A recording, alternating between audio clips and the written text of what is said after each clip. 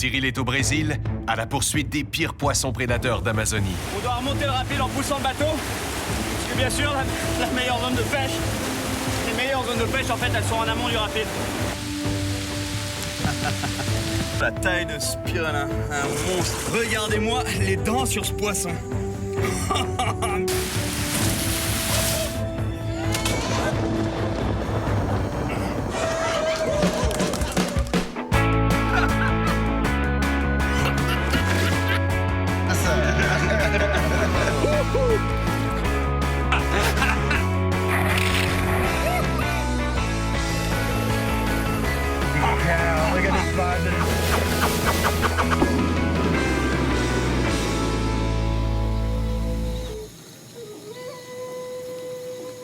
Regardez mon pote, le paresseux. Ils ont dû l'apprivoiser. Il est excellent, il est lent. C'est pour ça qu'on l'appelle un paresseux d'ailleurs. Et moi, je suis en Amazonie en train de prendre des petits piranhas. Je m'entraîne avec les prédateurs à grosses dents d'Amazonie parce qu'en fait, je rejoins mon ami Wellington qui fait des voyages d'aventure. Ah, je l'en ai loupé un. Et on va explorer une rivière très perdue en Amazonie, au fin fond de l'Amazonie, où il y a toutes sortes de prédateurs à grosses dents. Des gros piranhas, c'est un endroit où il y a des très gros piranhas, des aimaras avec des grosses dents aussi, et des payaras en fait. J'aimerais vraiment me prendre un payara et apparemment là-bas il y en a des beaux. En fait c'est des poissons chiens en français et deux grosses dents à l'avant, deux grosses canines qui rentrent dans le crâne, sont énormes les canines. C'est vraiment, vraiment très cool comme poisson, j'aimerais vraiment en prendre un. Mais pour l'instant je me chauffe le bras sur des petites dents de piranha, de petits piranhas ici, avec mon pote paresseux. Regardez-lui comme il est mignon. Oh, oh, oh, yeah.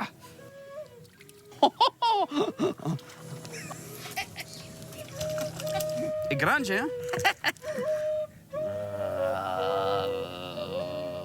Cyril est maintenant prêt à partir dès demain à la poursuite des prédateurs d'Amazonie. Mais tout d'abord, une petite baignade avec les enfants du village, le tout dans des eaux pleines de caïmans et de piranhas. Regardez, ils nagent dans des eaux infestées de piranhas tous les jours. Et il se passe rien. Je viens de prendre des piranhas ici.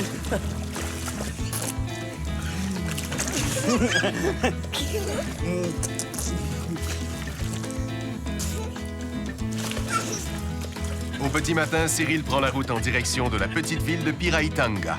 Il a rendez-vous avec Wellington pour démarrer l'expédition en bateau sur la fameuse rivière aux poissons prédateurs. Piraitanga est à environ 3 heures de Manaus, en passant par de nombreuses petites villes de campagne. Rien d'extraordinaire à Piraitanga. C'est juste une simple petite ville rurale typiquement brésilienne, à l'ambiance très décontractée. Et bien sûr, on retrouve notre mordu en train de visiter le marché aux poissons du coin.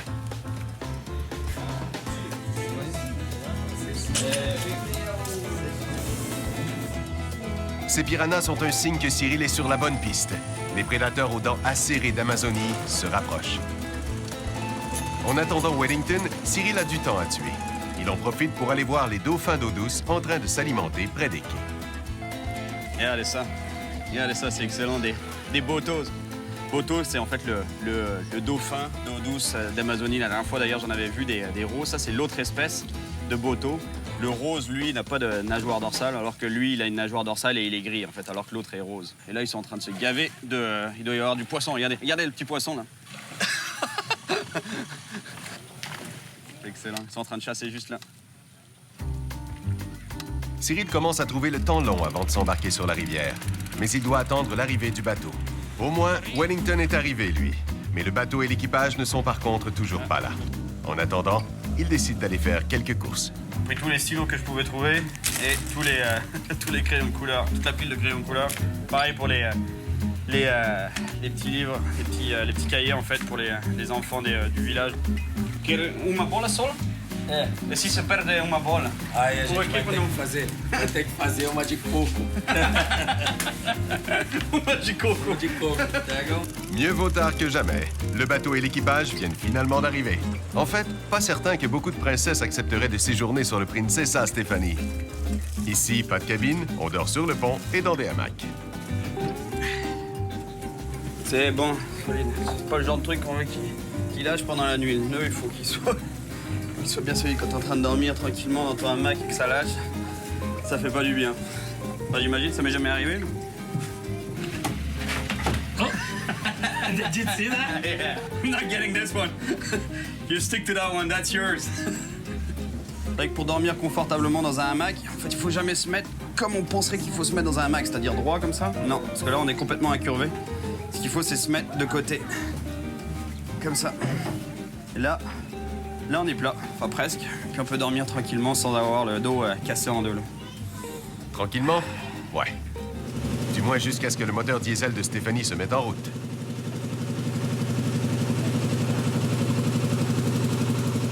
Bah, moi, je peux vous dire que j'ai intérêt de me préparer un bon lit parce que je crois qu'on en a pour plus de 20 heures dans le bateau. Avec le... C'est pas comme s'il n'y avait pas de bruit de moteur en plus. Ça va être confortable.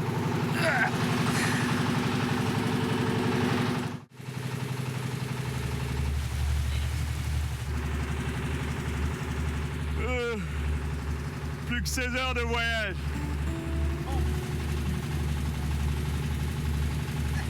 Ah bon? On est encore loin du territoire des poissons aux dents acérées, mais il paraît qu'il y aurait tout de même du Peacock Bass par ici.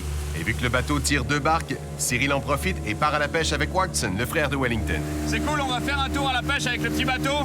Même si c'est pas très recommandé de se séparer en fait entre le gros bateau et les petits, ils aiment pas trop ça parce que s'il nous arrive quelque chose ou s'il leur arrive quelque chose, on n'a pas de contact radio donc ça peut être un peu dangereux, mais pour moi ça va nous donner une petite peau du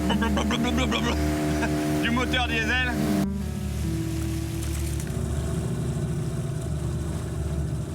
Cyril commence avec un leurre de surface bien bruyant. Question de réveiller le voisinage. Fish on. Ah, fish on.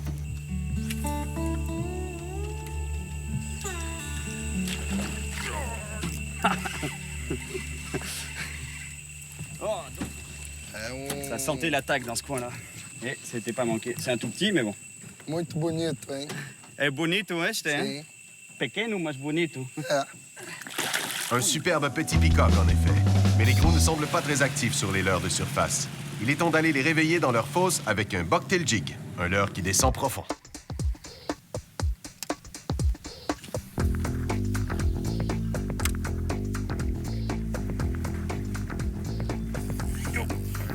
Yeah. Good fish. Fish on. É bom este. Yeah. Piranha ou traíra? C'est un bon poisson. Pas tucunaré, non? Tucunaré. Oh, tucunaré grande. Tucunaré? C'est... Picante. C'est un beau peacock bass. De l'espèce Temensis, c'est celui qui a les barres à travers du corps, les barres noires. Bah, qu'est-ce que... Oh, est bon, hein? Beleza? É beleza, hein? Muito bom. Muito bom. Regardez la taille de ce peacock. Oh! Tem quantos? 15 libras. Oh,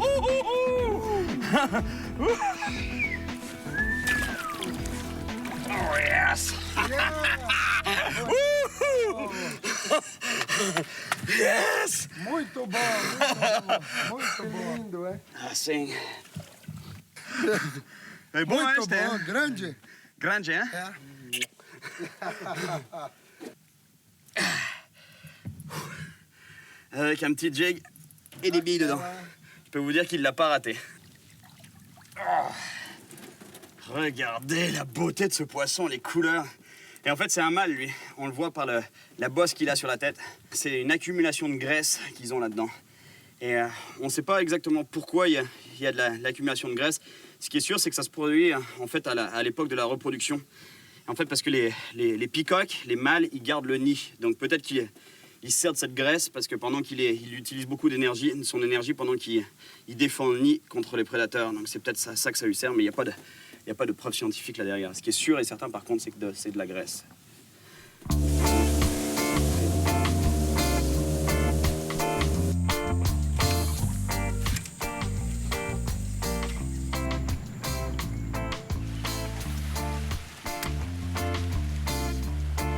Fish on.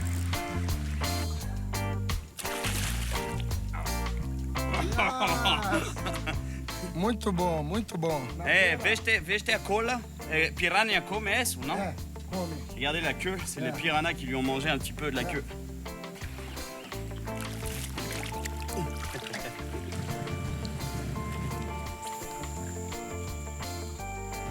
debaixo daquela galha. Ué? On dirait bien que notre Cyril n'a pas manqué son ferrage sur ce coup-là. Como faz? O Wellington que sabe tirar isso.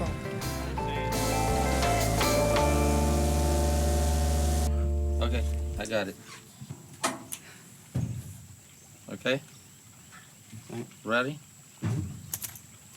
Ooh, nice clean release. Yeah, and I got my jig back. You got your jig back. Thanks, bud. You're welcome. Le lendemain matin, les gars ont bien remonté la rivière, mais le niveau de l'eau est plus bas que prévu. On s'est échoué sur un banc de sable, il doit y avoir à peine 1,50 m d'eau. Donc il va falloir aller pousser. Vamos, amigos.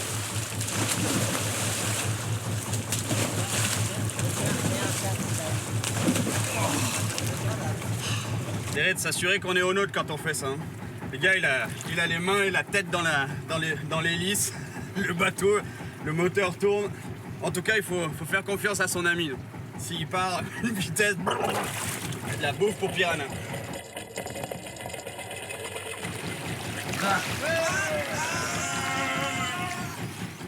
Après un rapide bricolage de l'hélice et une bonne suée pour l'équipe, l'exploration de la rivière aux poissons prédateurs peut reprendre. Le bateau avance lentement et le gars à l'avant, à la proue, sonde le peu d'eau qui reste dans la rivière à la méthode locale. De toute façon, le niveau de l'eau est définitivement trop bas et le bateau est encore coincé. Eso. There you go, my man. On va finir avec le petit bateau parce que terminé, il n'y a pas d'eau en amont là, ils peuvent vraiment pas passer. Le bateau ne peut aller plus loin. Wellington devra revenir chercher l'équipage, mais pour le moment, il veut que Cyril poursuive l'exploration plus haut sur la rivière, au pays des Amérindiens Ishkariana. Wellington sait que les Ishkariana seront capables d'aider Cyril à trouver le gros prédateur qu'il est venu chercher. Mais d'abord, il faut atteindre le village amérindien. En voyant toutes ces carcasses affalées sur les berges et sur les bancs de sable, c'est finalement plutôt une bonne idée de ne pas avoir essayé de continuer l'expédition plus haut sur la rivière avec Princessa Stephanie. Regardez, c'est pour ça qu'on pouvait pas passer avec le gros bateau maintenant, vous comprenez? Il y a des bancs de sable de partout comme ça au milieu de la rivière. Là, c'est presque toute la largeur de la rivière. Typique en Amazonie.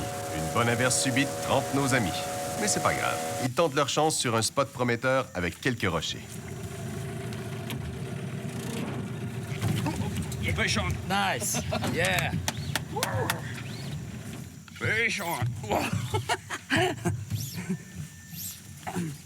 Ah, c'est fort.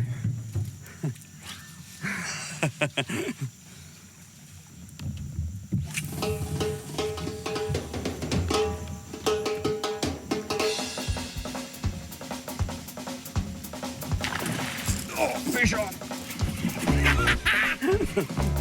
Yes, Wellington. Oh, dear. Get it, boy. Did you see that? Peacock, huh? Did you see that? Yeah. Woohoo! Look at that. Oh, est bon, hein? Right. That's what I love about peacock. He's gonna jump again. Hey, it's a good fish, hein? It's a very nice fish. I think it's a pocket. Vous avez vu l'attaque en surface? Blam! C'est ça qui est trop bon de la pêche de ce poisson-là. Je vous avais dit, ça sent le peacock par ici. C'est pour ça que j'ai voulu faire quelques lancers. J'ai commencé à la mouche. Une attaque, je l'ai loupé, puis le voilà. Oh! Viens, yes! Regardez-moi la beauté de ce poisson. Un superbe peacock. Regardez comme il a gobé le leurre.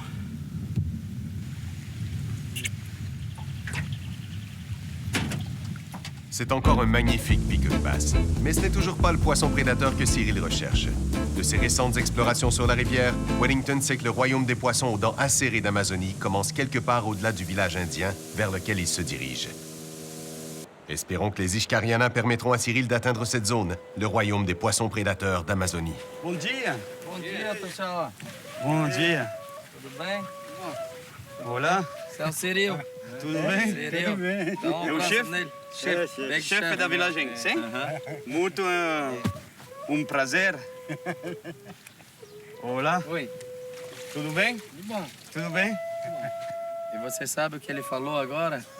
Que tá seco, tem muito peixe lá pra cima. Sim? Muito peixe. Muito peixe.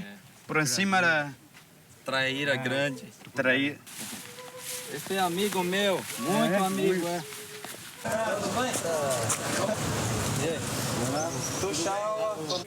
Hola.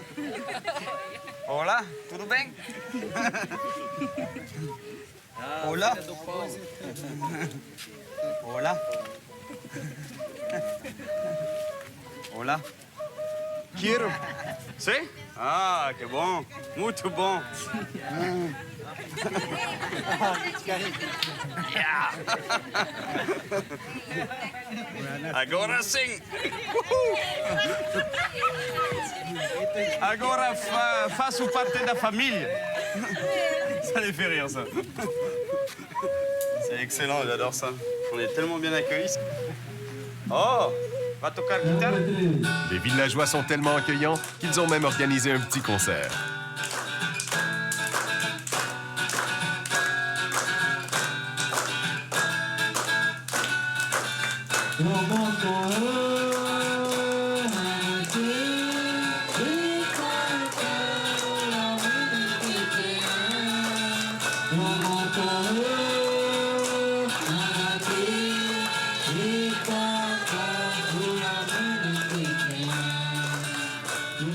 Ixcariana désigne une tribu amazonienne qui a failli disparaître.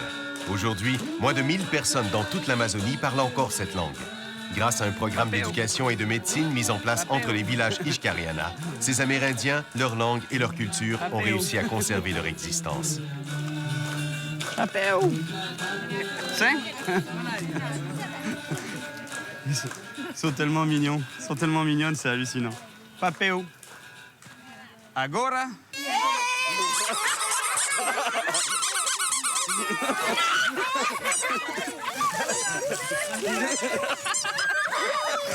En fait, oubliez le papier, les stylos, les crayons. C'est beaucoup mieux. J'avais pris des petits jouets.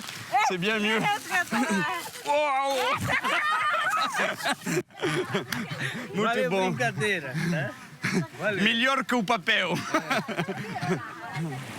Wellington est parti rejoindre le bateau et son équipage, et Cyril est maintenant seul avec les Ixcariana pour poursuivre son exploration sur la rivière sauvage. Ça y est, les prédateurs aux dents acérées commencent à arriver. Un piranha noir. Regardez ça. Faut faire attention à ça, je peux vous dire que c'est les mâchoires, c'est clac, clac, clac, clac. Pas envie qu'il me bouffe un bout d'orteil, lui.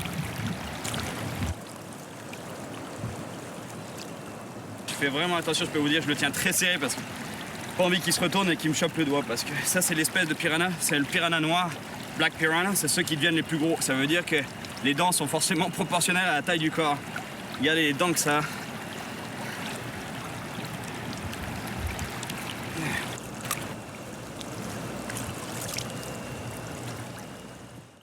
Désormais seul avec les Amérindiens Ixcariana qui connaissent la région comme leur poche, Cyril est entre bonnes mains pour trouver les fameux poissons prédateurs qu'il recherche. On doit remonter le rapide en poussant le bateau, parce que bien sûr, la meilleure zone de pêche, les meilleures zones de pêche, en fait, elles sont en amont du rapide.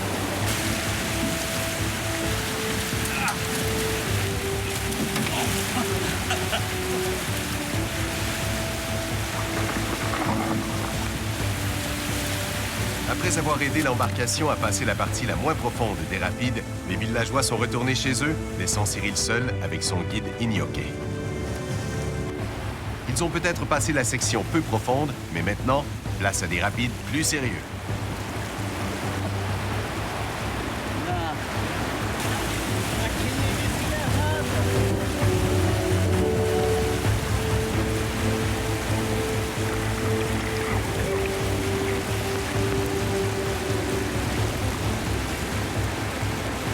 J'adore ça, je peux vous dire, c'est de l'aventure. Tout ce que j'aime, la vraie. Ça y est, Cyril et Inyoké ont passé la partie supérieure des rapides et vont bientôt atteindre le village dans lequel Inyoké a grandi. Ils commencent à arriver dans les eaux aux gros poissons prédateurs. D'ailleurs, sur la route du village, Inyoké connaît un spot à Aymara qui devrait plaire à Cyril. Inyoké passe par un petit canal qui débouche sur une portion de rivière large mais peu profonde, dans laquelle l'Aymara aime se tenir à l'affût, prêt à dévorer n'importe quelle proie qui passerait dans le coin. Vous avez vu l'attaque? Esto é trairão, não? Sei. Outra vez.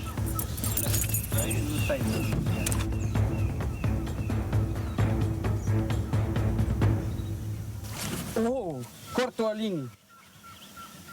Traíram. Je me suis fait couper. J'ai halluciné, je pensais que je serais OK avec juste un bas de ligne en fluorocarbone de 40 livres relié au spinnerbait et qu'il attaquerait juste le bucktail. La partie de la jupe ou des poils du spinnerbait, non, il a bouffé jusqu'au bas de ligne. Big fish. Muito grande geste. Maintenant qu'il a la confirmation qu'il y a de grosses dents tranchantes dans les parages, Cyril met un bas de ligne en acier et un leurre de surface pour encore plus d'action. Traira. Un aïmara et un beau. Ouf. Oh, le voilà. Oh, regardez ça. Il est là. Regardez-le. Oh. Yes, trairão. Obrigado. J'ai cru qu'il allait re-rentrer dans le bois là, il fallait faire attention. Regardez cette brute de poisson. Un bel aïmara. Si vous vous souvenez, c'est ce que je cherchais dans les rapides en Guyane. J'en avais pris qu'un petit, et là, sans même vraiment le chercher, en voilà un. Regardez, il est beau en plus.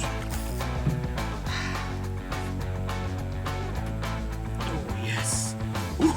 Notre mordu est content de sa prise, Yes. mais Gnocchi n'est pas impressionné. Trairão. Il sait qu'il y a de bien plus gros aïmaras par ici. Era mais menor que nós pegamos, Muito mais. mas tem mais ainda grande. Je vais vous montrer quelque chose de cool. C'est ses dents. Elles sont recouvertes d'une gencive noire. Et en fait, c'est peut-être parce que c'est un prédateur qui chasse à l'affût pour pas que quand il respire, pour pas que ses dents se voient et que les petits poissons qui passent par là ne voient pas les dents blanches. Mais regardez, si je retrousse la gencive vers le haut, regardez. Ah, pareil en bas. Regardez ça, les dents de ce poisson.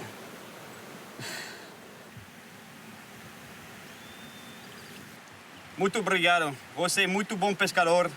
Sabe muito do rio. De onde fica o peixe. Vamos mudar em outro lugar? Mais avant de tenter de prendre un plus gros aïmara, Cyril a envie d'aller faire quelques lancers du bord. Rien à signaler, à part un soudain gros orage tropical, si fréquent en Amazonie.